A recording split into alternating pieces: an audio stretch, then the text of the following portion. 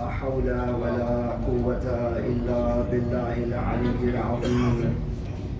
حسبنا الله ونعم الوكيل، نعم المولى ونعم النصير. أعوذ بالله السميع العليم من الشيطان اللعين الرجيم. بسم الله الرحمن الرحيم.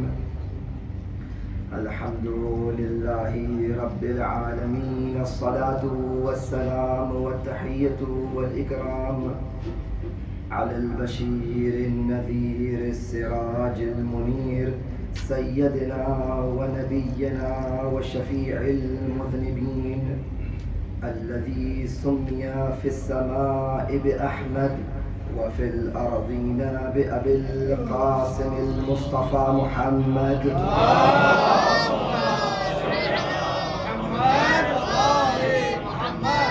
وعلى أهل بيته الطيبين الطاهرين المعصومين المظلومين، ولا سيما بقية الله في الأرضين، واللعنة الدائمة على أعدائهم أجمعين من الآن إلى قيام يوم الدين. أما بعد،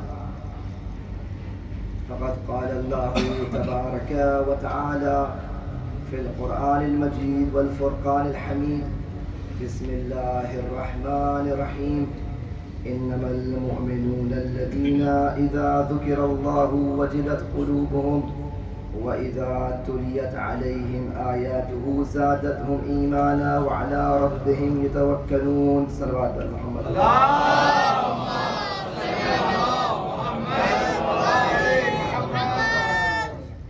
سورہ انفال کی دوسری اور تیسری آیت کے ذیل میں مسلسل آپ کے سامنے ابھی تک عرائض پیش کر رہا تھا، اور یہ بات کل میں نے بیان کی کہ جو اسماء ہیں، جو اللہ کے نام ہیں اور جو اللہ کی صفات ہیں، یہ بہت ایک سخت موضوع ہے. سخت موضوع کا مطلب یہ نہیں ہوتا کہ آپ پھر غور فکر کرنا چھوڑ دیجئے. سخت موضوع کا مطلب یہ ہے کہ اس میں باریک بینی بہت ہے. اور کیونکہ صاحبان عقول ہیں، سب اہل بیت کی محبت سے سرشار ہیں، لہٰذا وہ اللہ نے جو ابتدائی عقل دی ہے اس کے سہارے اور اہل بیت سے توسل کرتے ہوئے ہم لوگ آگے بڑھتے رہتے ہیں، مطالب معلوم ہوتے رہتے ہیں، معرفت میں اضافہ ہوتا رہتا ہے، اور اسی طرح ہمارے زندگی کا کاروان چلتا رہتا ہے. عرض کیا تھا کہ اللہ نے اپنے اسماء کی طرف باقاعدہ دعوت دی ہے کہ تم لوگ اللہ کے ناموں کو پکارو. سورہ اسراء کی آیت نمبر، کل میں نے دو آیت 110. سورہ اسراء کی آیت نمبر 110 میں جو ارشاد ہو رہا ہے: قُلِ ادْعُوا اللَّهَ أَوِ ادْعُوا الرَّحْمَٰنَ أَيَّمَّا تَدْعُوا فَلَهُ الْأَسْمَاءُ الْحُسْنَىٰ. تم چاہے اللہ کو پکارو، چاہے رحمان کو پکارو، کسی کو بھی پکارو، اس کے اسماء حسنہ ہیں. یعنی اللہ کا جو نام ہے وہ اسم ہے، رحمان اسم ہے، رحیم اسم ہے، غفار اسم ہے، تواب اسم ہے، یہ سب اللہ کے نام ہیں. تو ان ناموں کو اللہ نے اس آیت میں کہا ہے پکارو. قل ادعوا اللہ، پکارو اللہ. تو جب قاعدہ عقلیہ ہے کہ جب ایک اسم کے بارے میں حکم صادق آ گیا کہ اللہ کے نام اور رحمان کے نام کو پکارو، تو جتنے بھی اللہ کے نام ہے اس کو پکاریے آپ. عقلی قاعدہ ہے. اور عرض کیا کہ اسماء حسنہ سے مراد ایک روایت جو میں نے کل عرض کی تھی، آج ایک اور روایت بیان کروں کہ ہمارے اور آپ کے پانچویں امام محمد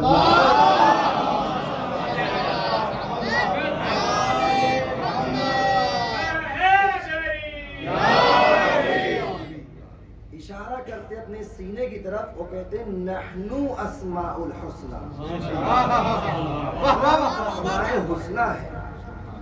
تو کل ہم سب اس نتیجے میں پہنچ گئے تھے کہ اسماء حسنہ پکارنا صحیح، اسماء حسنہ سے مراد اہل بیت.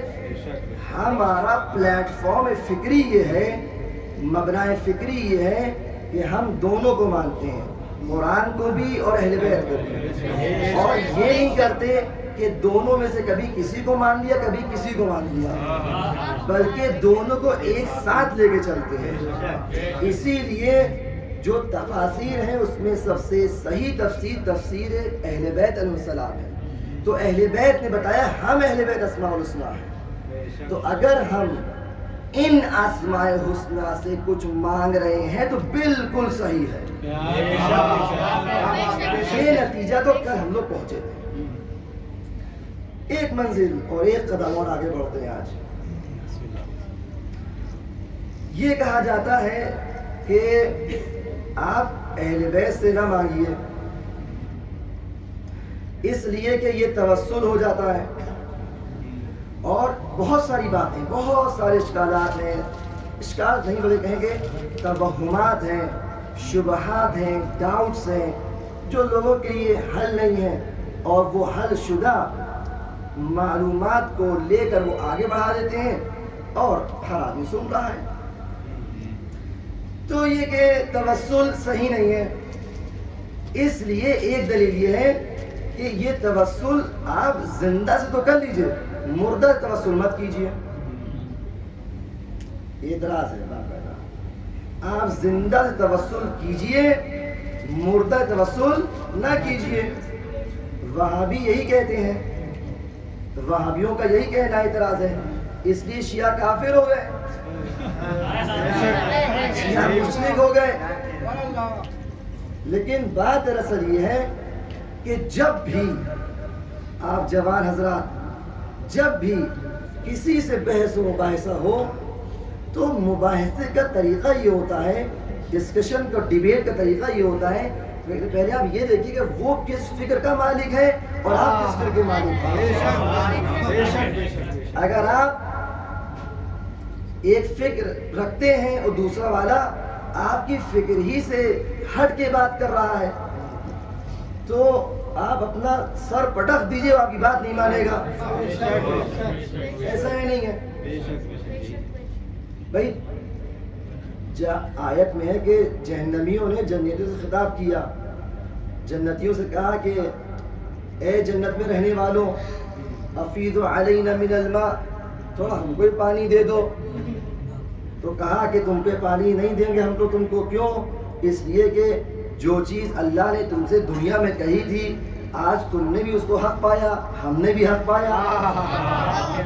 یہ کلام ہو رہا تھا اور دونوں الگ الگ پٹری کے لوگ، الگ الگ باتوں کے لوگ ایک ہی گفتگو کر رہے تھے. تو یہاں ملک نے آ کے آواز دی کہ دونوں الگ ہو جاؤ، تم کچھ اور ہو وہ کچھ اور ہے، تم جہنم تمہارا ٹھکانہ ہے ان کا جنت ٹھکانہ ہے.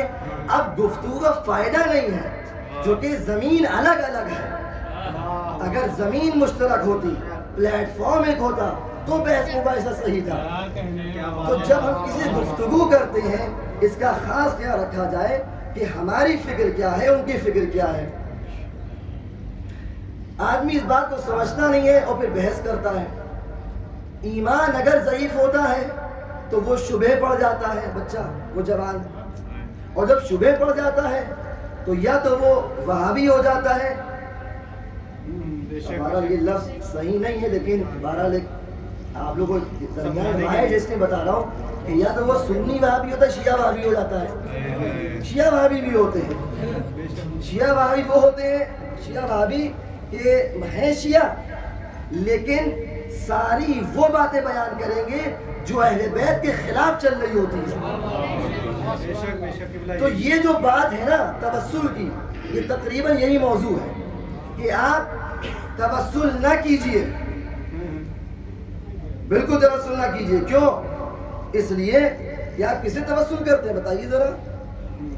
یہ اعتراض میں ابھی ذہن میں بٹھا رہا ہوں، بھی جواب دیتا ہوں. آپ کسے توسل کرتے ہیں؟ اہل بیت. اہل بیت کہاں ہے؟ ہر جگہ موجود ہے لیکن کہاں ہے؟ زندہ ہے یا مردہ ہے؟ صحیح جواب دیجیے گا. اگر آپ زندہ ہے تو کہاں زندہ دکھا دیا ہے؟ کو بلائیے, ہم کو فون کال, آج کے زمانہ ہے فون کال ملا دیجیے. آپ لامحالہ بعد میں آگے یہ کہیں گے کہ وہ مردہ ہے. ٹھیک ہے, ہم مردہ, چلیے ٹھیک ہے مردہ ہے, ظاہری جو حیات تھی وہ ختم ہو گئی ہے, کوئی بات نہیں. دیکھیے ہم لوگ کا دین بہت عقلی دین ہے, بہت مضبوط دین ہے. ادھر سے آئیے ادھر سے آئیے, کہیں سے حملہ کیجیے. جب صراط مستقیم پر ہے تو آپ کی ذمہ داری اپنے بات سے پیچھے نہ ہٹیے. آپ اگر اس بات کو کہہ بھی دیں کہ وہ مردہ ہے تو مان لیا سلمنا کہ وہ مردہ ہے, تو یہاں پر ہم بھی برابر آپ بھی برابر. توجہ کیجیے گا, توسل شرک ہے, توسل کفر ہے. مردہ سے مانگ رہے ہیں, اللہ سے مانگیے. مردہ سے مانگنا صحیح نہیں ہے. اہل بیت مردہ ہے. اگر مردہ نہ ہوتے تو آپ کیوں زیارتوں پہ جاتے؟ آپ نے کیوں زری بنائی؟ کیوں طواف ہو رہا ہے زری کا؟ کیوں زری چومی جا رہی ہے؟ کیوں تعمیرات ہو رہی ہیں؟ اس کا مطلب کہ جسم نیچے ہے, اوپر آپ زیارت کر رہے ہیں. تو آپ کی نگاہ سے وہ مردہ تو ہے. ٹھیک ہے چلیے مردہ ہے, لیکن بات دراصل یہ ہے کہ ہماری فکر اور ان کی فکر میں فرق ہے. ہم یہ مان لیتے ہیں کہ وہ مردہ ہے, ہم نے یہ مان لیا کہ وہ اس دنیا جا چکے ہیں, لیکن فرق یہ ہے کہ ان کی حیات اور ان کی ممات برابر ہے. ان کا زندہ ہونا, ان کا مردہ ہونا کوئی زیادہ فرق نہیں ہے. قرآن یہ خود کہہ رہا ہے رسول کے بارے میں, وَإِنَّ لَلْآخِرَةِ خَيْرٌ لَكَ مِنَ الْأُولَى. اے میرے حبیب, آپ کی آخرت آپ کی اس پہلے والی لائف اور دنیا سے زیادہ اعلیٰ اور اشرف و اخیر ہے, خیر ہے. یعنی جو آپ زندگی میں تھے اس سے بہتر لائف, اس سے قوی لائف, اس سے زیادہ مضبوط اور قابل تحسین اور قابل شرف اور سارے اختیارات والی لائف تو بعد والی لائف ہے. تو اگر اس آیت سے معلوم ہوا کہ رسول خدا کی اور اہل بیت کی, جب رسول کی بات آ گئی تو اہل بیت کی بات قسم سے حل ہے, جو کہ اولنا محمد, اوسطنا محمد, آخرنا محمد و کلنا محمد.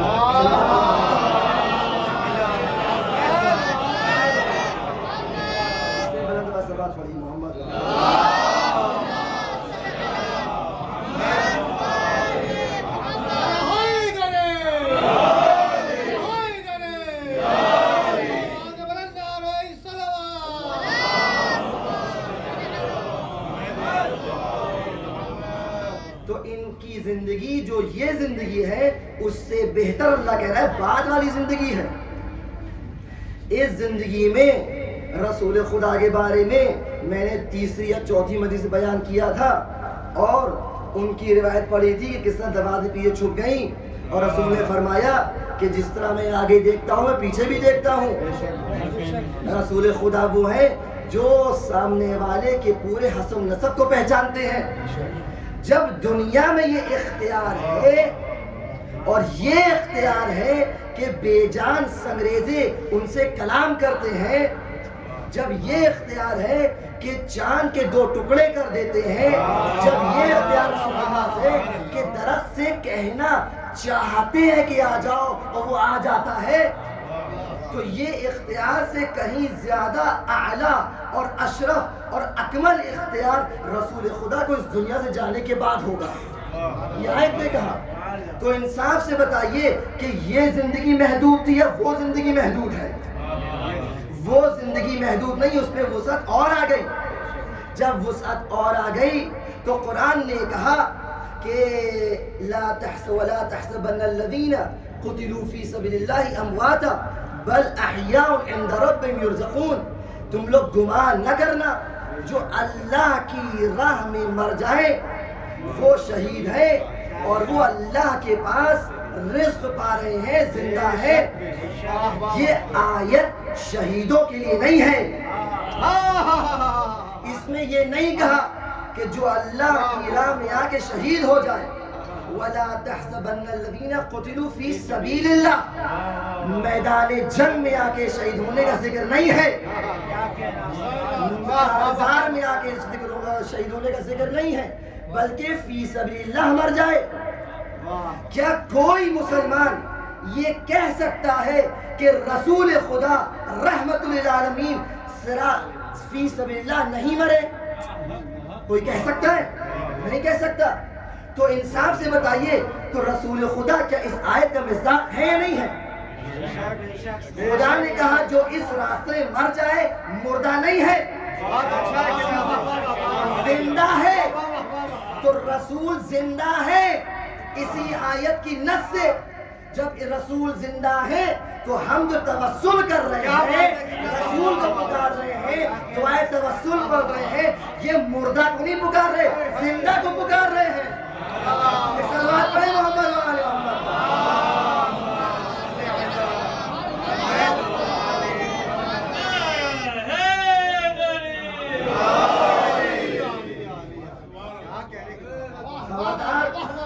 جو اللہ کی راہ میں مر جائے، اگر یہ کہا جاتا کہ میدان جنگ میں مر جائے تو فوراً یہ اعتراض ہوتا رسول خدا نے جنگ کا کیوں، تو بستر پہ مرے تھے۔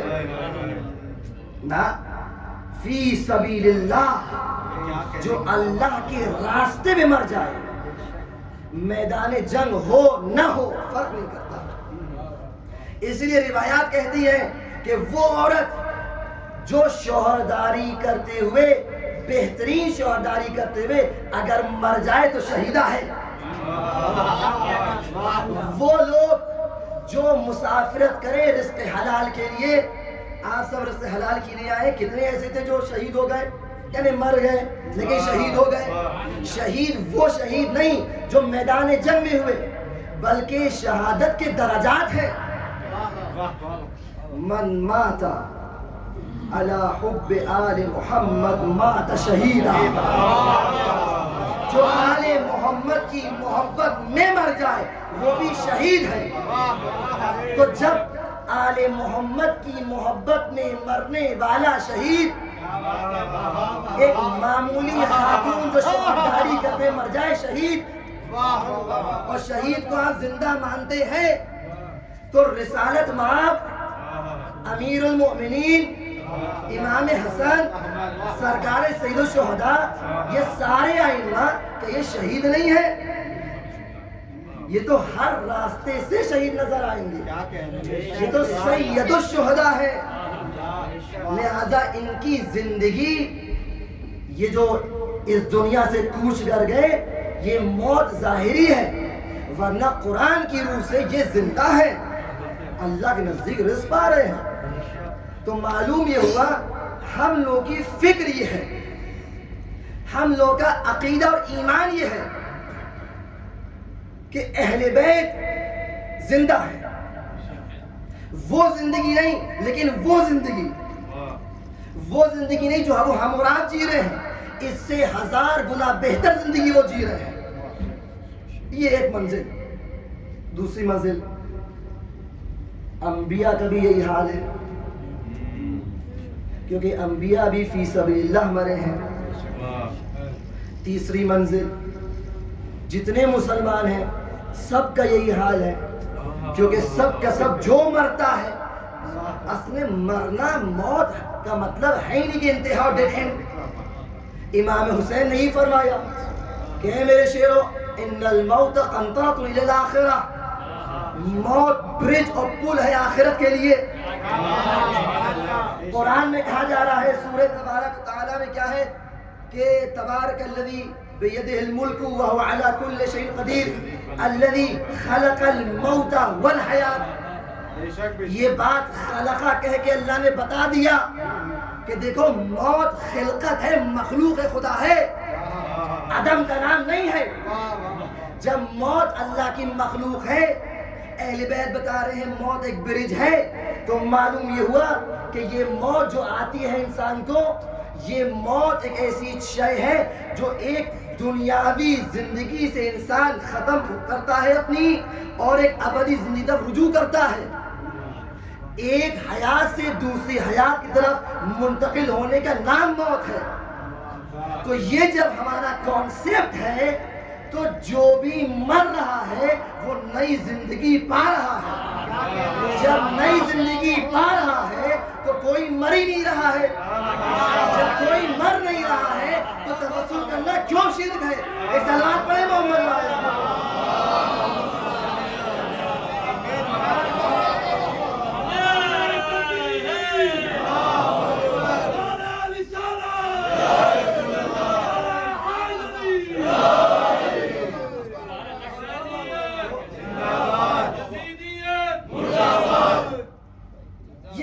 ایک دم ہم لوگ کے لیے واضح ہے۔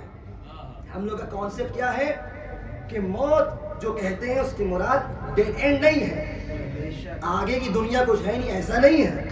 ہم تو اس بات کے قائل، ہم نے آیت پڑھی کہ رسول خدا کی حیات اس کے بعد والی اس سے زیادہ اشرف و خیر ہے۔ خیر کے مطلب بہتر، جو اللہ کی راہ میں مر جائے وہ احیاء عند رب یرزقون۔ تو ہمارے عقیدے کے حساب سے تو بس زندگی ہی زندگی ہے۔ جو تصور حیات کا ہے وہ ایسا تصور جہاں ابدیت پائی جاتی ہے۔ تو جو آپ کا اعتراض ہے کہ مردہ سے نہ مانگو کہ وہ مردہ ہے، ہم لوگ اس لیے مانگتے ہیں کیونکہ ہم ان کو مردہ تصور کرتے ہی نہیں ہیں۔ جب ہمارا پلیٹ فارم ہی الگ ہو گیا، ہم ان سے کیا بحث کریں، کیا گفتگو کریں؟ گفتگو کا کوئی جگہ نہیں رہ گئی۔ اور بہت سارے اعتراضات ہوتے ہیں، اب دامن میں کوئی گنجائش نہیں، لیکن ایک ربط مسائل کے لیے بات عرض کروں۔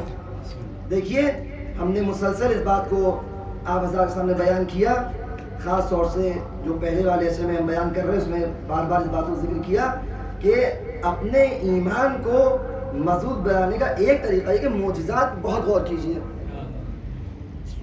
فضائل اہل بیت ہیں، اور یہ جو بات بار بار کہی جاتی ہے کہ فضائل نہ پڑھیے، اصلاحی مجلس پڑھیے، جنگیں نہ پڑھیے، اصلاحی مجلسیں پڑھیے، اور یہ نہ کریے اور وہ کریے، اور کسی صورت سے بس یہ معلوم ہوتا ہے کہ ان کو نہ جانے کیا مشکل ہے فضائل سے۔ دیکھیے غالب وہ اچھی بات کہی، کہنے لگے کہ اگر کوئی شخص آپ سے کہے کہ خدا کرے تم مر جاؤ، تو ان کے کہنے سے مریں گے تو نہیں، وہ تو اللہ کے ہاتھ میں زندگی موت ہے، اور جب موت آئے گی تو اپنے وقت میں انسان مرے گا۔ ان کے کہنے سے کچھ نہیں ہونے والا، لیکن اتنا معلوم ہو جاتا ہے کہ ان کی تمنا یہ کہ ہم مر جائیں۔ تو یہ جو بار بار اعتراض کرتے رہتے ہیں کہ آپ فضائل نہ پڑھیے اور جنگیں نہ پڑھیے اور یہ نہ کریے وہ نہ کریے، یعنی ایک مزاج یہ بن گیا ہے کہ فضائل اہل بیت کو بار بار اصلاح کے کیپسول کے اندر لا کے پیش کرتے ہیں کہ آپ اصلاحی پڑھیے، فضائل نہ پڑھیے۔ اس سے یہ معلوم ہو گیا کہ یہ دشمن کون ہے جو ہمارے صفوف پہ کھڑا ہوا ہے، کیونکہ فضائل کو وہی چھپائے گا جو منافقت کا جامع پہنے ہوگا۔ سلمان پڑھے محمد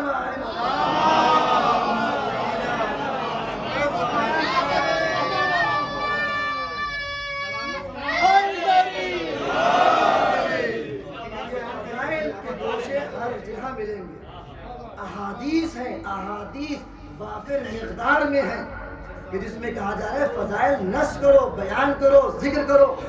آپ کو معلوم ہے کتنی مشکلات کے ساتھ، کتنی زحمتوں کے ساتھ یہ روایات فضائل کے اندر پہنچی ہیں۔ اصحاب خاص طور سے کربلا کے بعد جب کسی فضیلت کو امیر المومنین کی ذکر کرتے تھے تو ایک صحابی دوسرے صحابی سے، ایک چاہنے والا دوسرے چاہنے والے سے جب ذکر کرتا تھا تو دروازہ بند کر کے کمرے میں جاتا تھا، کمرے کا دروازہ بند کرتا تھا، کھڑکی بند کرتا تھا، پردہ ڈالتا تھا اور قسم دیتا تھا کہ ہم بیان تو کر رہے، میرا نام مت لینا، اور پھر فضائل کے گوشے بیان ہوتے تھے۔ اس لیے بہت سی روایات میں راوی کا نام مسنگ ہے۔ اب جو لوگ تمیز تہذیب ہے ان کے صحیح کیا ہے، ضعیف کیا ہے، مستند کیا ہے، حسن کیا ہے، اس کو معلوم نہیں ہو، کہتے روایت ضعیف ہے کیونکہ آدمی پتہ نہیں ہے۔ آدمی معلوم ہے کون ہے، تمہارا نہیں پتا تم کہاں سے آئے۔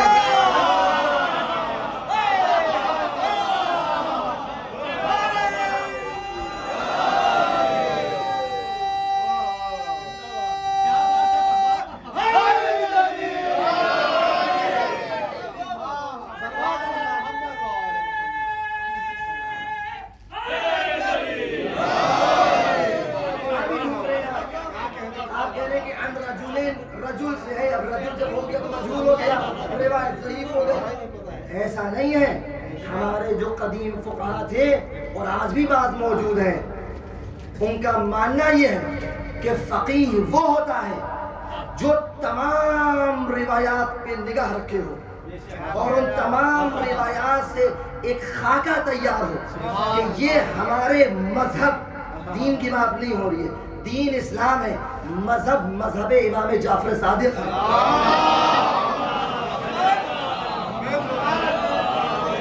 تمام روایات میں جب فقیہ آگے نگاہ ڈالتا ہے اور اس سے جو چیز ایک کامن چیز نظر آتی ہے، بہت سی روایات ہیں جس میں یہ مل رہا ہے کہ امام علیہ السلام نے مثلا جہاد کیا، بعض روایات میں ملا کہ اتنوں کو واصل جہنم کیا، بعض میں ملا کہ فلاں بڑا بہادر تھا اس کو تحقیق کیا. ان ساری روایات سے کیا سمجھ میں آیا آپ کی؟ یہ بات واضح ہو گئی کہ علی اس شیر خدا کا نام ہے کہ جب بھی میدان جنگ میں گیا ہے تو تحقیق کر کے دشمن کو آیا. تو اس طرح کے استدلال کے ساتھ کہ ساری روایات کو جب جمع کیا اور اس سے ایک چیز سمجھ میں آئی، ایک ایسا ضروریات مذہب سمجھ میں آئی. ضروریات مذہب وہ ایک دو روایت سے نہیں سمجھ میں آتی. آج کے دور میں کیا ہے، جس کو دیکھو واٹس ایپ پہ روایت نقل کر رہا ہے. یہ ہے یا نہیں ہے؟ یہ طریقہ صحیح نہیں ہے.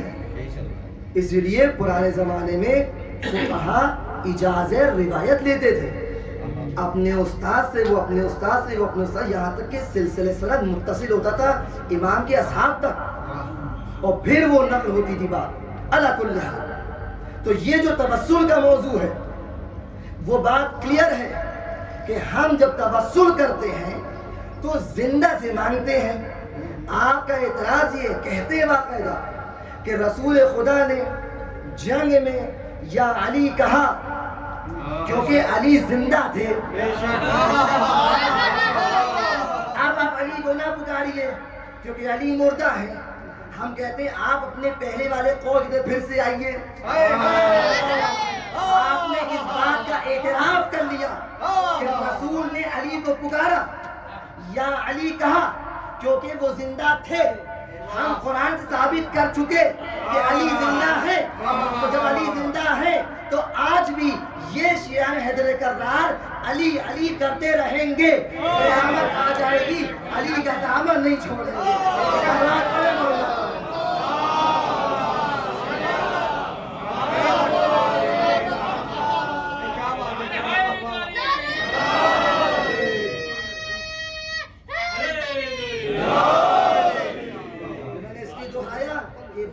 ذہنوں تک پہنچ جائیں کہ ہمارا کانسیپٹ یہ ہے، ہم مانتے ہی نہیں کہ وہ مردہ ہے.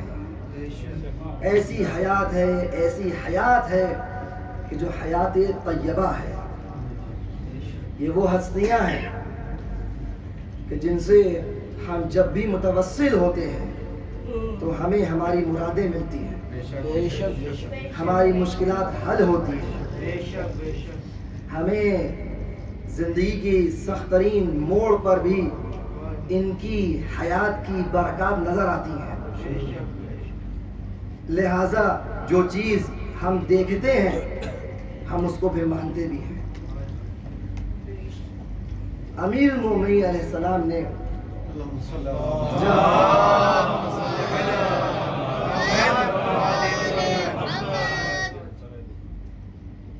علم امامت رکھنے والا یہ امام حجت خدا جس کو معلوم ہے کہ کربلا آنے والی ہے، اس کی تیاری اس طرح کر رہے ہیں کہ عباس کے لیے دعا کی. جناب فاطمہ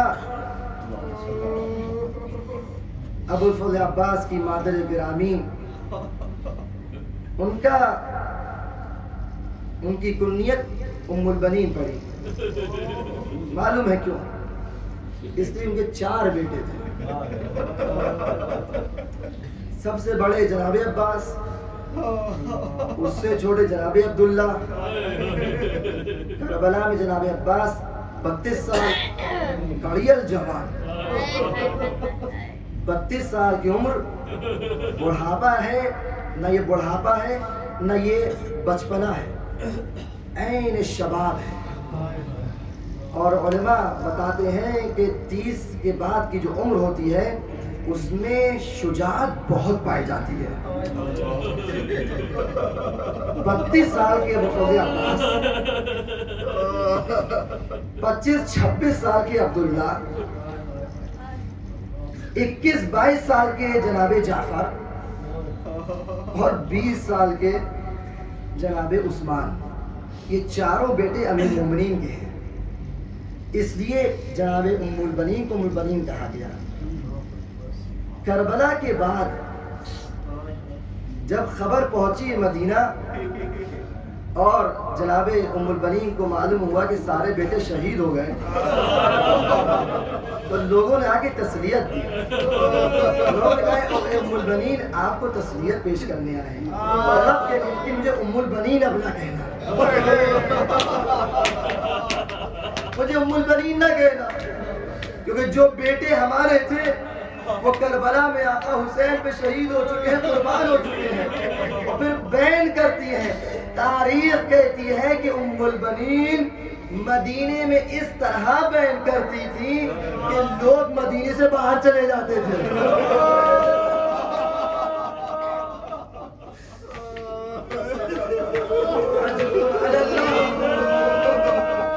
وہ ام البنین جن کو امیر المومنین نے ضرور بتایا تھا کہ میں نے تم سے شادی کیوں کی ہے، عباس کو کیوں مانگا ہے، لیکن دیکھو ام البنین ہمارے جو چاروں بچے ہیں، چاروں لڑکے ہیں، چاروں کو حسین پہ قربان کرنا ہے۔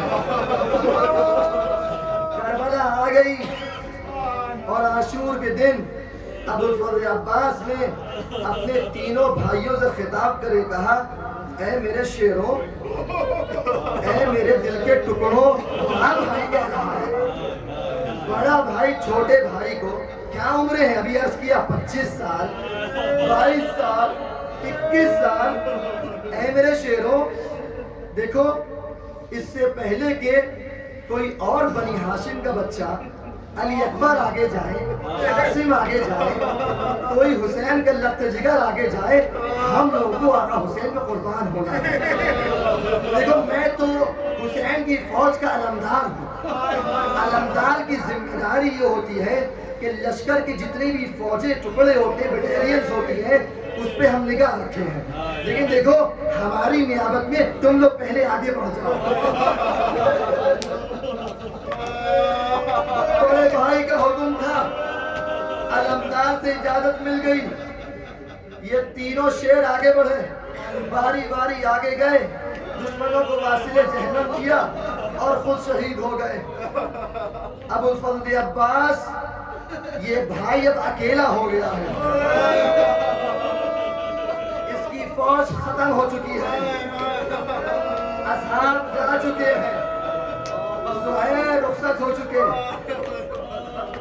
حبیب جا چکے، نافع جا چکے، بریر جا چکے، تیرے اماں شہید ہو چکے، سارے اصحاب باوفا جام شہادت نوش کر چکے، بنی ہاشم میں اب کوئی نہیں ہے، حسین یک و تنہا ہے اور ایک باوفا عباس۔ یہ عباس کہ جس کی دل کی تمنا تھی کہ میں جنگ کروں گا، یہ عباس کہ جس کو انتظار تھا کہ وہ دن آئے گا کہ جس کے لیے میرے بابا نے مجھے اللہ سے مانگا تھا، وہ عباس کہ جس کو بس انتظار ہے کہ مولا ادھر اجازت دے تو میں پوری جنگ کا نقشہ بدل دوں گا۔ عباس کے دل میں تمنا، آئے مولا اجازت دے دیجئے۔ امام نے فرمایا، اے میرے بھائی تم میری فوج کے سردار ہو، تم میری فوج کے علمدار ہو۔ جواب دیا، مولا وہ فوج کہا جس کا میں سردار تھا، جب فوج نہیں تو علمدار رہ کے کیا کرے گا۔ امام نے اجازت دی، آپ صبح سے مصائب سن رہے ہیں، بس 1-2 منٹ کی زحمت، کچھ پہلو مجھے بیان کرنا ہے، تصور کر لیجئے گا تو بے حد گریہ کیجئے گا۔ میں نے عرض کیا تھا اس بات کے اطمینان رکھیے کہ زندگی موت اللہ کے ہاتھ میں ہے. نہیں معلوم کہ اگلے سال کون زندہ رہے گا کون فیض پر روئے گا. آج علمدار پر رونا ہے, گریہ کرنا ہے, بخل سے کام مت لیجیے گا. آج 2 بیویاں پرسہ لینے آئیں گی. اندھیرا کر دیا گیا ہے, شاید وجہ یہی ہو کہ یہاں ام البنین آئیں گی یا جناب سید آئیں گی کہ میرے لال کا پرسہ دینے دو. آج حکم اللہ. عباس کو اجازت ملی, عباس چلے, مشق سکینہ لی, علم میں لگائی, نیزہ لیا, آگے بڑھے. ارباب مقاتل کہتے ہیں جب فرات پہنچے, پانی بھرا, باہر نکلے, زید نامی ملعون نے ایک مرتبہ امام عباس کو دیکھا کہ خیمے کا رخ کیے ہیں, تیزی سے جا رہے ہیں, بڑھتا ہے, چھپتا ہے, آگے بڑھتا ہے, دائیں ہاتھ پہ وار کرتا ہے, دائیں ہاتھ ختم ہو جاتا ہے. دوسرا ظالم آگے بڑھا. عباس نے علم کو, مشق سکینہ کو بائیں ہاتھ سے پکڑا. اس اثنا میں بچوں نے ایک منظر دیکھا. سکینہ کی نگاہیں صرف علم پہ جمی ہوئی ہیں, بچوں کی نگاہیں صرف علم پہ ہیں. ادھر داہنا ہاتھ کٹا, علم ڈگمگایا. بچوں نے دعا کی, یا اللہ میرے چچا کو سلامت رکھنا, میرا چچا پانی لینے گیا ہے, یا اللہ واپس آ جائے. بائیں ہاتھ سے علم کو سنبھالا, بچوں کی دعا مستجاب ہوئی. ظالم آگے بڑھتا ہے, بایاں بازو علم کرتا ہے, علم پہ ڈگمگایا. ننھے ننھے ہاتھ بلند ہو گئے, یا اللہ میرا چچا, میرا مامو. عزم علی اللہ. ارباب مقاتل لکھتے ہیں, میں نے ابھی عرض کیا تھا عجب ہونا ہے عباس کا. نہیں معلوم تلوار کب نکالی, کب اپنے دہان میں رکھی, مشق سکینہ کو کیسے بچایا. اپنے منہ کو ادھر ادھر کر کے, دائیں بائیں کر کے بال کو روک رہے ہیں. خیام حسین جب دوڑا رہے ہیں. اسی اثنا میں ظالم نے ایک مرتبہ پیشانی کا نشانہ لگایا. سنسناتا ہوا تیر عباس کی پیشانی میں لگا. قوت عباس اپنے آپ کو سنبھالے رکھا. دوسرا تیر چلا, خلقوم مبارک پہ لگا. ایک تیسرا تیر چلا جو امام کے سینے پہ وقت ہوا. چوتھا تیر چلا جو مشق سکینہ پہ لگا. عباس جو اب تک سارے تیر کو لے رہے تھے, جس میں برداشت کر رہے تھے, کیونکہ مقصد عباس باقی تھا کہ خیام تک پانی پہنچ جائے. خیام کی طرف رخ تھا, ادھر پانی بہا, ادھر گھوڑے کا رخ فوج کی طرف کر دیا. آگے بڑھے ہیں, ادھر آگے بڑھتے ہیں, اشقیاء آگے بڑھے. ارباب قاتل نے لکھا ایک 5واں تیر چلا جس نے عباس کا کام تمام کر دیا. وہ تیر چلتا ہے, عباس کی آگے پیوست ہوتا ہے.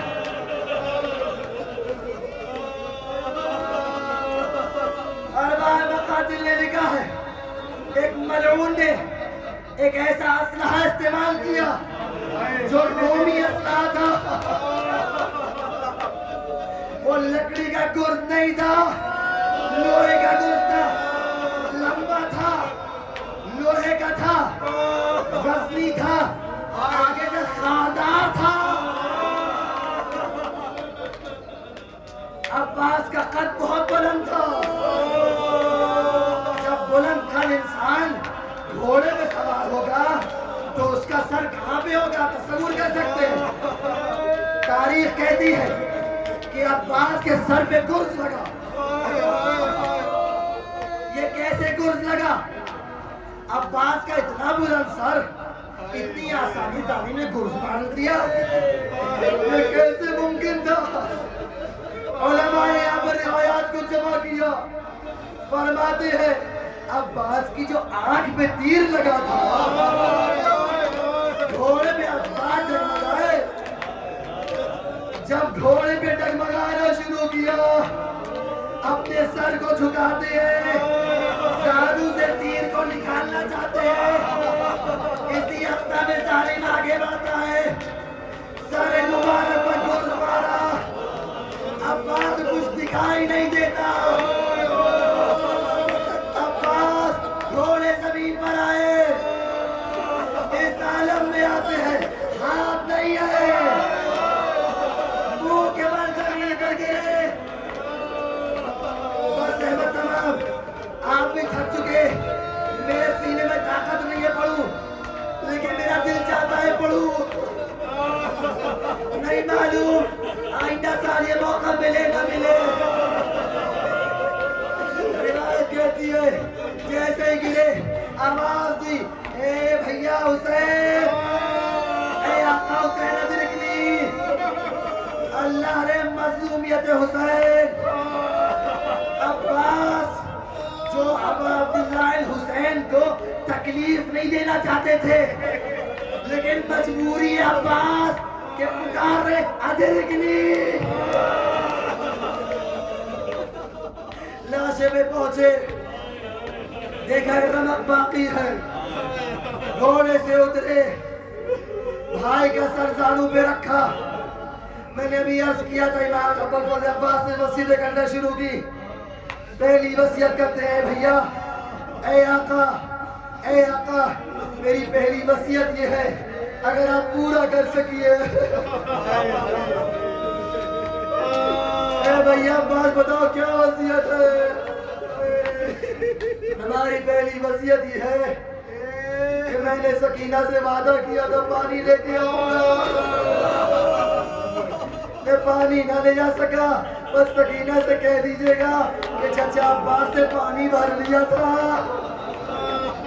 مشک لے کے آ رہا تھا موت کی مجبوری تھی ورنہ خیام تک پانی پہنچا دیتا دوسری وصیت کی اے بھیا اے آقا حسین ایک وصیت یہ ہے کہ اس آنکھ میں خون جمع ہو چکا ہے میں آپ کو دیکھ نہیں پا رہا ایک آخری دیدار ہو جائے امام نے اپنے رومال سے اپنے دامن سے خون کو صاف کیا خون صاف ہوا چہرے کی زیارت ہوئی تیسری وصیت میں نے کبھی نہیں پڑھی لیکن آج پڑھ رہا ہوں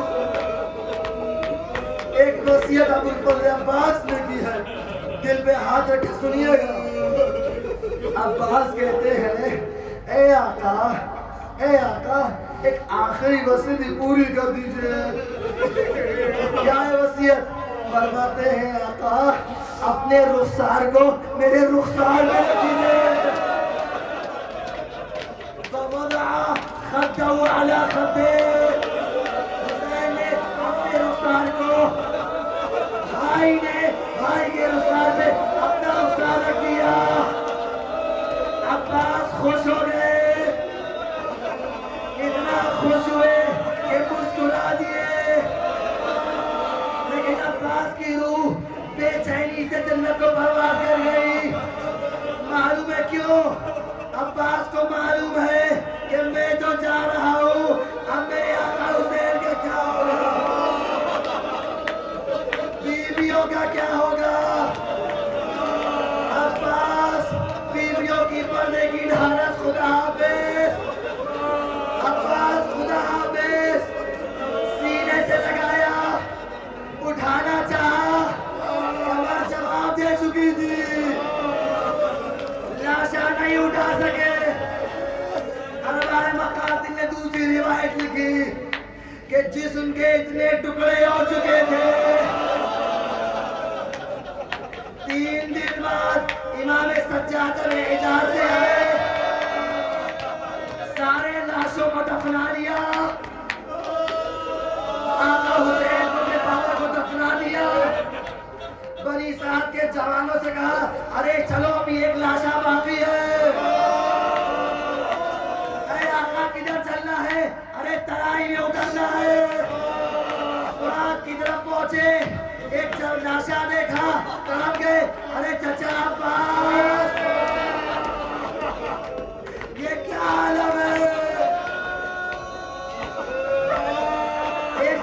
چٹائی بچھائی سید سجاد نے.